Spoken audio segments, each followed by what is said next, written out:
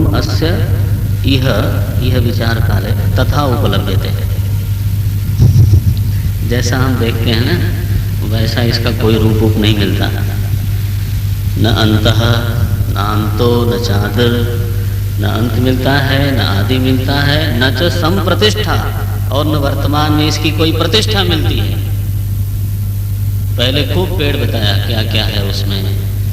छंदांसी यस्य पर्णानि यस्तम वेद स वेदविद। और बढ़िया हम लोग खाने के पहले इसी को बाँचते हैं। अब जहाँ पाठ पूरा हुआ अब तो उतना भूख नहीं लगती। गुरुकुल में महाराज बड़ी भूख लगती थी, पता नहीं क्यों। सारे विद्यार्थी लोग they used to wait for the breakfast, और फिर लंच भी प्रतीक्षा होती थी कि यार घंटी बजाता क्यों नहीं गोविंदा, और ज्ञान से पूछना होता है क्या करें। तो किसी तरह से ये 15वां अध्याय जहाँ पूरा हुआ और शरणम वाली बात पूरी हुई, बस अब देखते थे गुरुजी ब्रह्मार्पणम कब करने वाले हैं। 15वां अध्याय माने भोजन पूर्व अवस्था।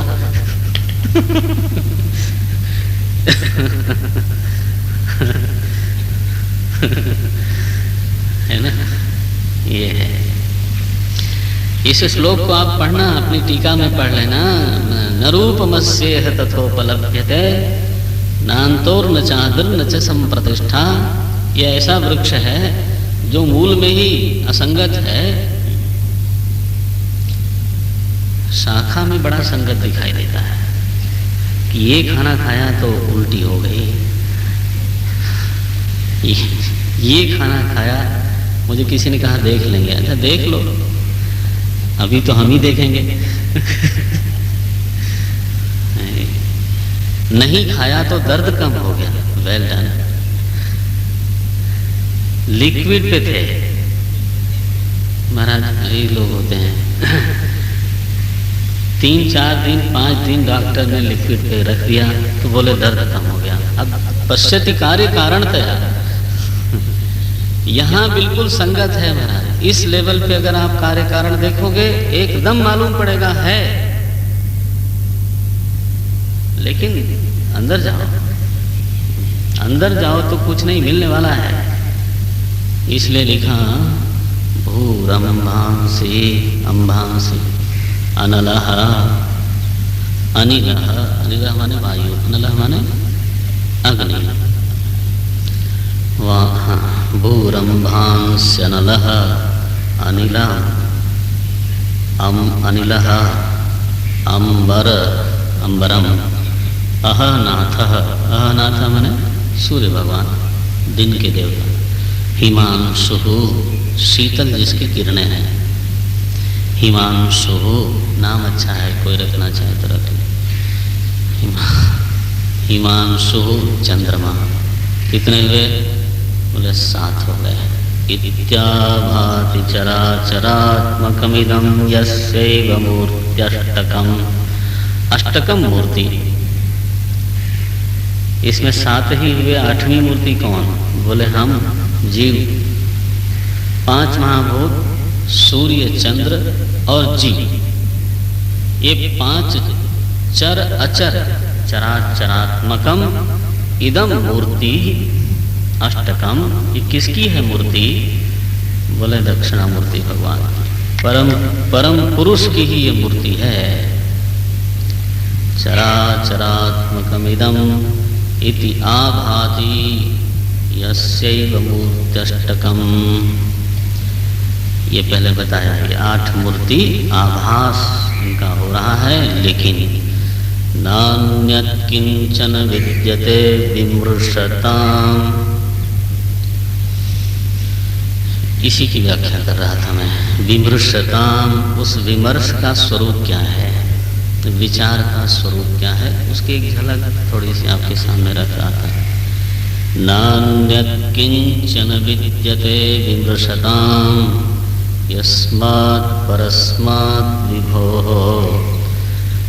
इस विभु पुरुष से भिन्न, पर, अन्य, नान्यत् किंचन विद्यते।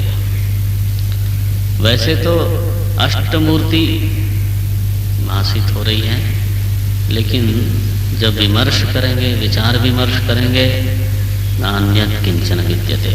बस सृष्टि मूल में ही असिद्ध है। हमारे पिक्चर में, चित्र में दिखाया जाता है, क्षीर सागर में भगवान सोए हुए हैं, विष्णु भगवान, उनकी नाभि से कमल निकलता है और उस पर ब्रह्मा जी बैठते हैं और ब्रह्मा जी चतुर्मुख हैं, उनके हाथ में वेद है और वो संकल्प करते हैं और फिर सृष्टि बनती है। इसमें ज़्यादा लॉजिक वाजिक नहीं लगाना, लेकिन इसमें संकेत है। विष्णु भगवान व्यापक चेतन को बोलते हैं। क्षीर सागर शुद्ध सत्वगुणी उपाधि को बोलते हैं। क्षीर सागर है ना, दूध का सागर, सफेद सफेद। तो जो विभु व्यापक चेतन है वह सत्व संपन्न होकर के सत्व प्रधान, शुद्ध सत्व प्रधान माया से उपहित होकर के सोया हुआ है, निश्चेष्ट है। सोया हुआ माने निष्क्रिय है, निश्चेष्ट। उसकी नाभि से, नाभि का अर्थ वेद में किया गया है अंतरिक्ष, ये वैदिक अर्थ है। नाभ्यास्य अंतरिक्षम, तो विष्णु भगवान की नाभि क्या बोले? अंतरिक्ष, आकाश। आकाश उनकी नाभि है। हाँ, सोचे जरा वो कितना बड़ा होगा। तो उस आकाश में नाभि से एक कमल खिला, तो इसको बोलते हैं आकाश पुष्प।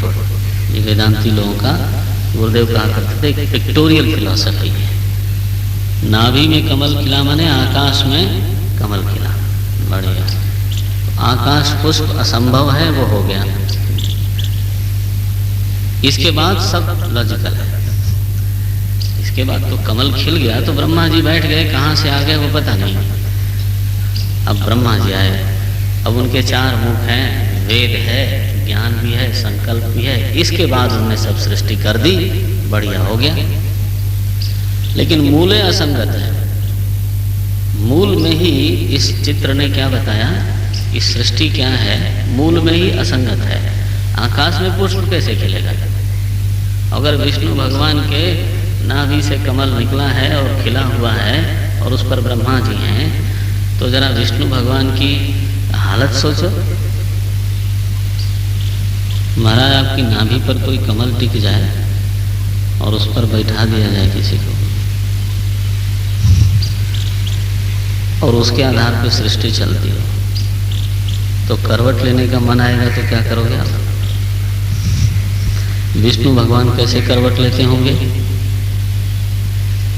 वेरी पिटिएबल कंडीशन है।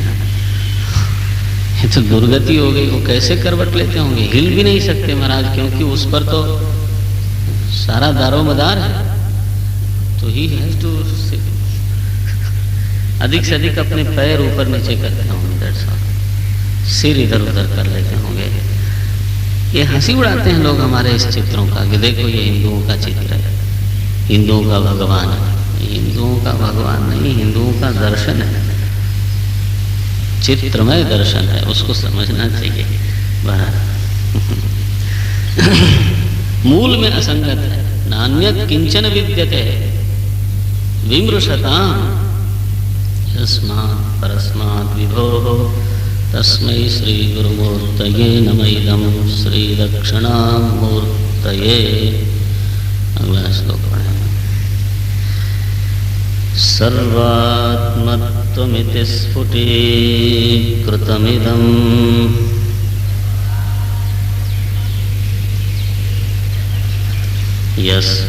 यस्मादमुस्मिंस्तवे तेनास्य श्रवणात् तदर्थमननात् ध्यानाच्च संकीर्तनात्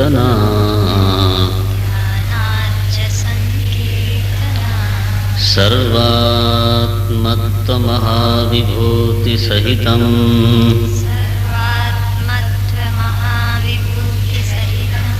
स्यादीश्वरत्वं स्वतः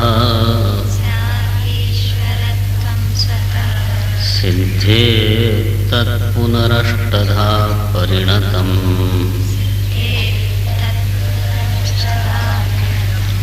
चैश्वर्यमव्याहतम्।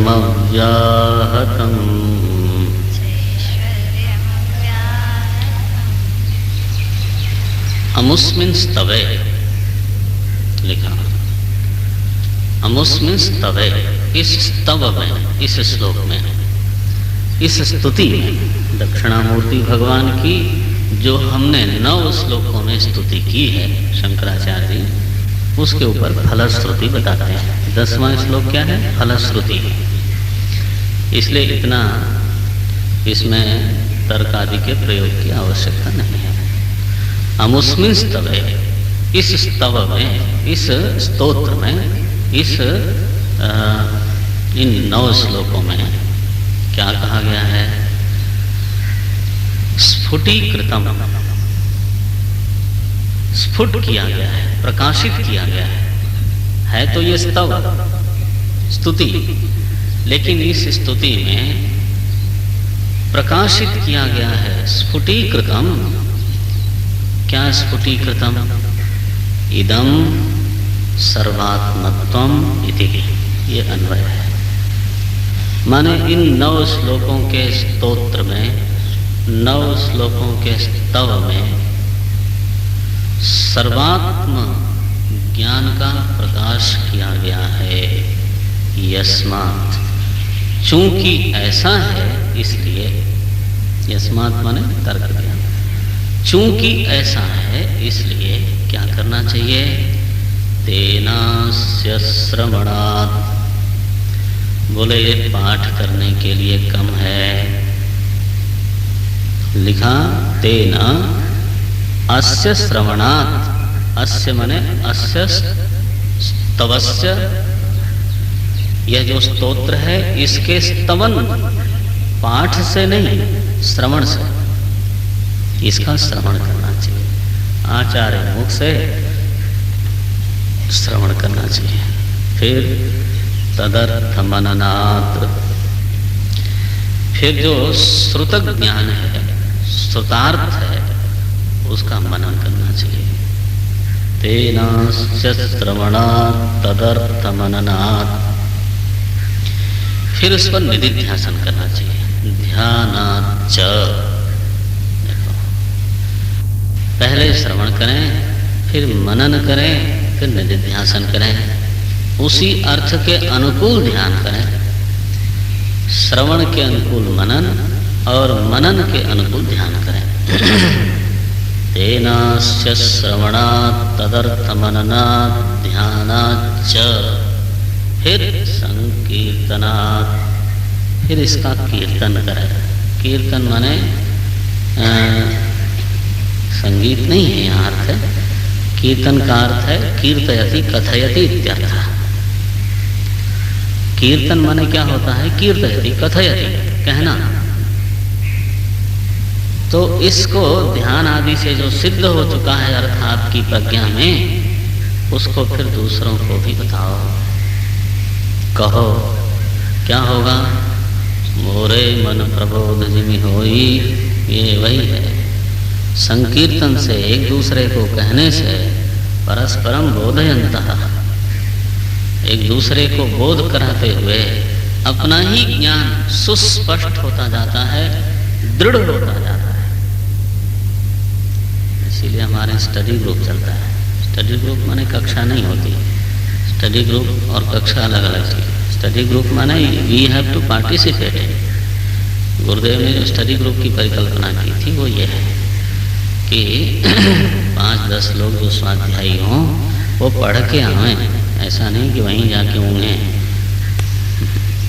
पढ़ के होमवर्क करके आवें और फिर परस्पर चर्चा करें, पॉजिटिव चर्चा करें। ये नहीं कि टू विन द पॉइंट, वो स्टडी ग्रुप की एक बड़ी बीमारी है, ऑल ओवर इंडिया में बता रहा। फिर पॉइंट विन करना शुरू करते हैं तो वो तो फिर अहंकार की झूं झूं होती है, स्वाध्याय वाध्याय कुछ होता नहीं। और मजा यह है कि साधक लोग, प्रबुद्ध लोग, वेदांत के विद्यार्थी लोग ऐसा करते हैं। और खाली हाथ 1.5 घंटे 2 घंटे बाद क्या करते हैं? खाली हाथ लौट के चले जाते हैं, बल्कि चित्त में थोड़ा कड़वाहट भर के जाते हैं।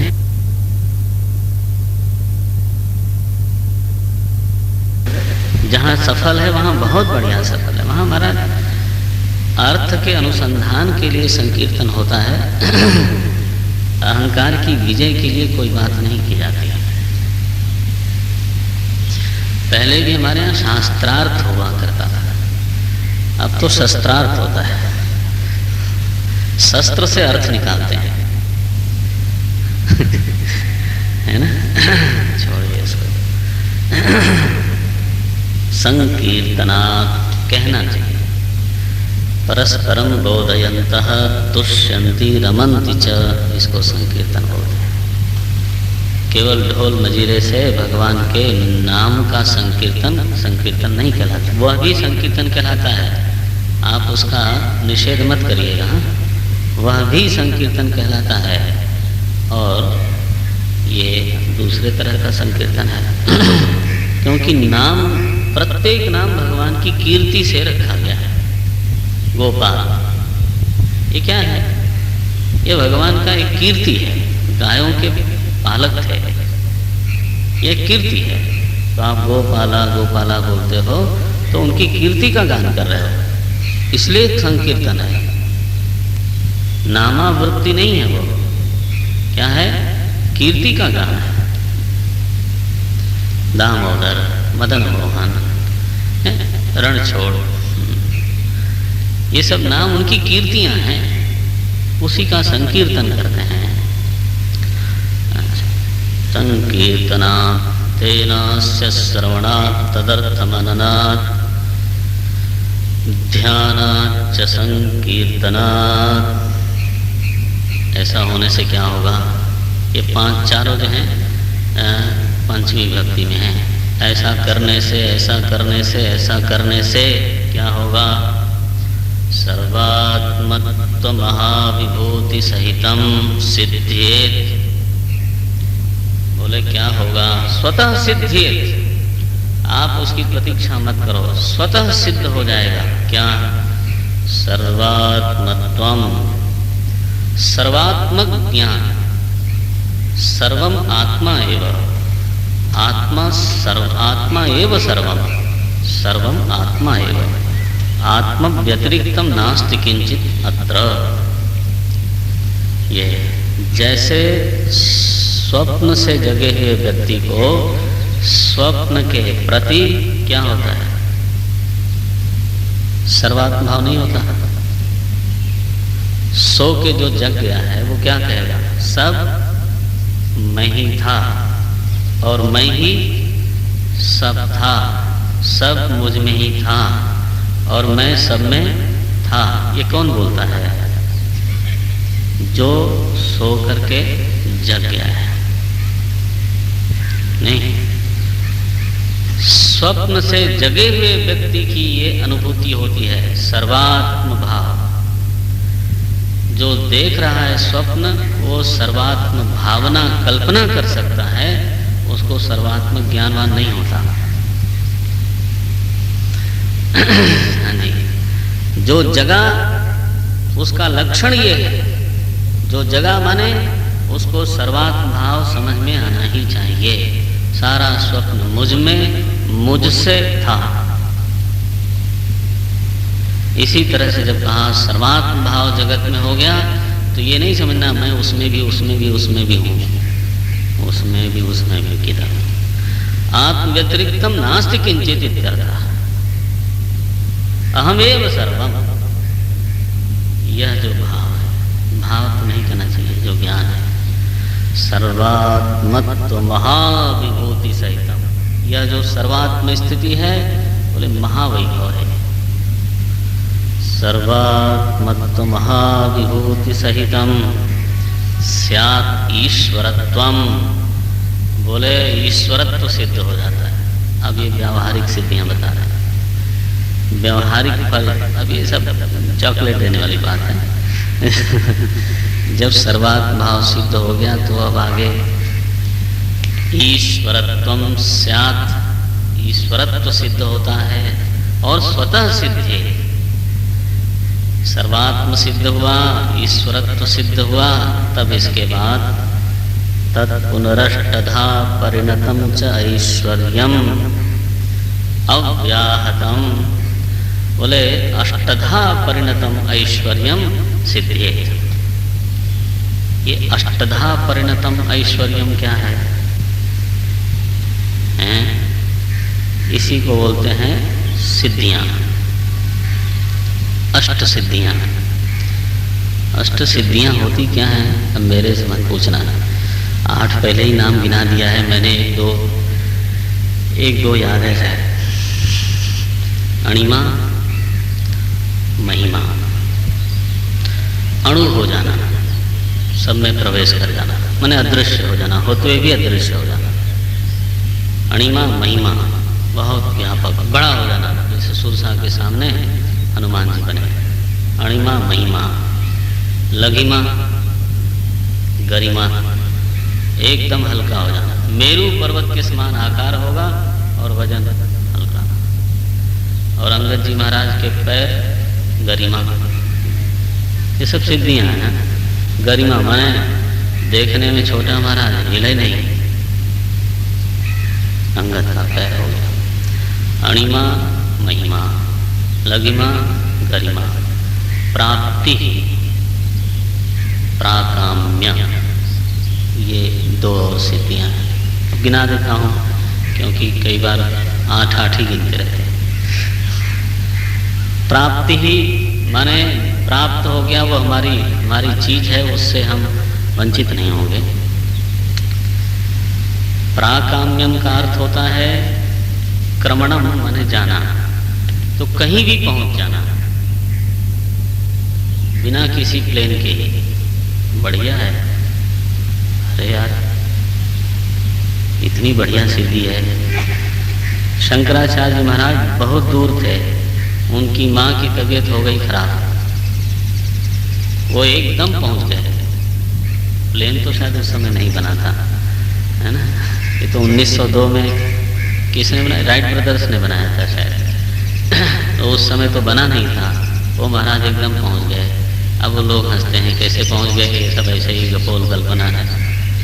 अरे मूर्खा विराज, शास्त्रों को पढ़ो, ऐसे ही जल्दी जल्दी गपोल कल्पना ना बोला करो। हाँ, प्राकाम्यम प्राप्ति ही और प्राकाम्यम, ये कितने हो गए? 6। अणिमा महिमा, लघिमा गरिमा, प्राप्ति प्राकाम्यम, कितने हुए?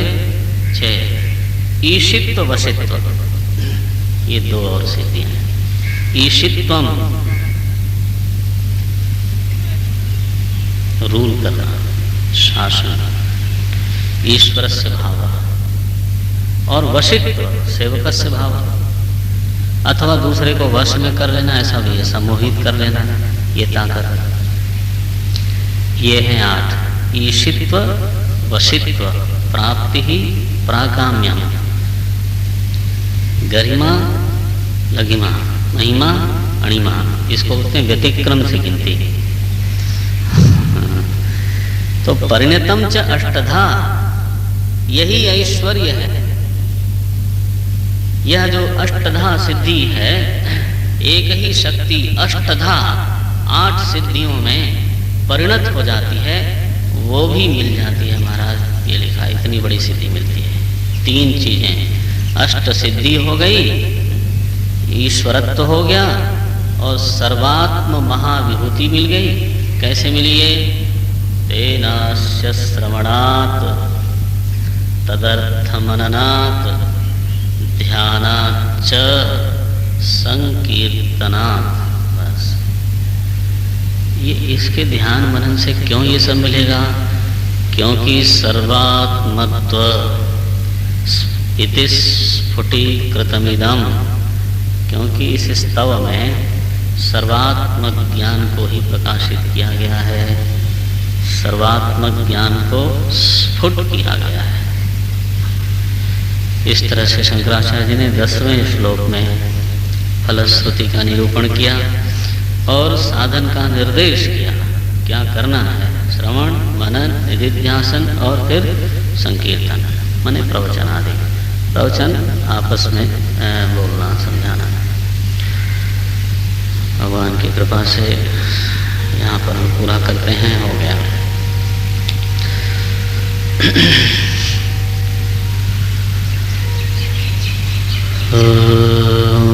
पूर्णमदः पूर्णमिदं पूर्णात् पूर्णमुदच्यते पूर्णस्य पूर्णमादाय पूर्णमेवावशिष्यते।